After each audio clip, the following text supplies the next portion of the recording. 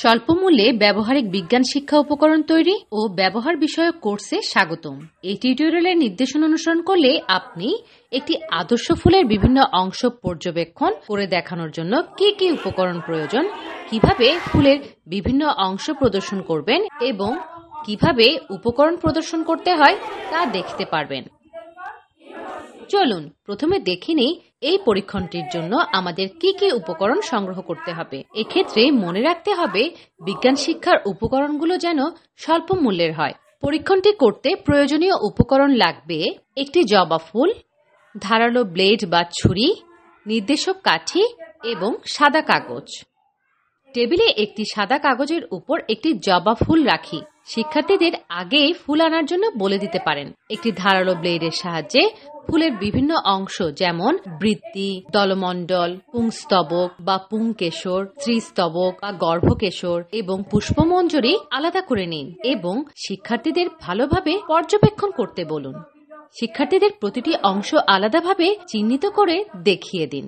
প্রতিটি অংশের আলাদা আলাদাভাবে বর্ণনা দিন।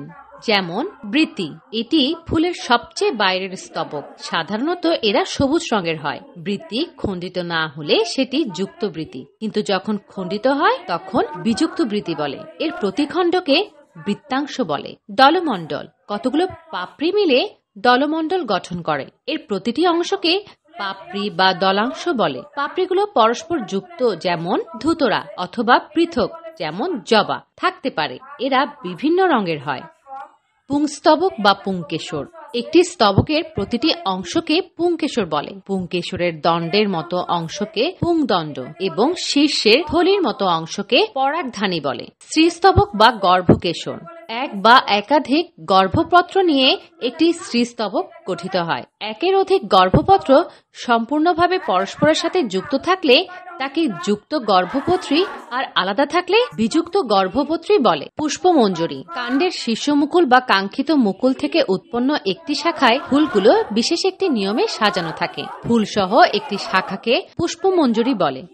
উপকরণ প্রদর্শন কৌশল, প্রদর্শন পদ্ধতিতে পরীক্ষণটি সম্পাদন করা যেতে পারে। পেছনের শিক্ষার্থীদের দাঁড়াতে বলুন। শিক্ষার্থীদের টেবিলের দুপাশে দাঁড়াতেও বলতে পারেন।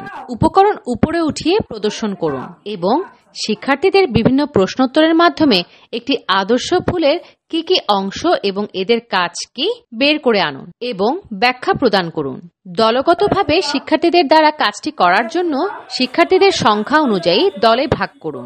2 বেঞ্চের শিক্ষার্থীদের মুখোমুখি বসে দল গঠন করে দিতে পারেন।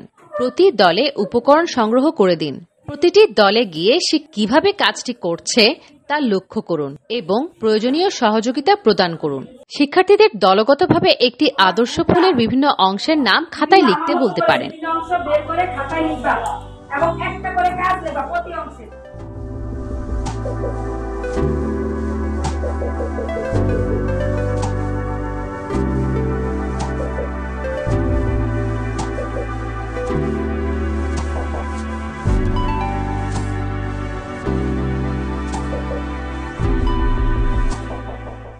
আমরা এখানে দেখলাম একটি আদর্শ ফুলের বিভিন্ন অংশের পর্যবেক্ষণ। উল্লেখিত ধারণা লাভের মাধ্যমে আপনি স্বল্প বা বিনামূল্যের উপকরণের সাহায্যে পাঠদান কার্যক্রমকে আনন্দঘন, শিক্ষার্থী বান্ধব এবং শিক্ষণফল অর্জনযোগ্য একটি সফল ক্লাস পরিচালনা করতে পারেন। মুক্ত পাঠে শিখুন, যখন যেখানে ইচ্ছে। ধন্যবাদ।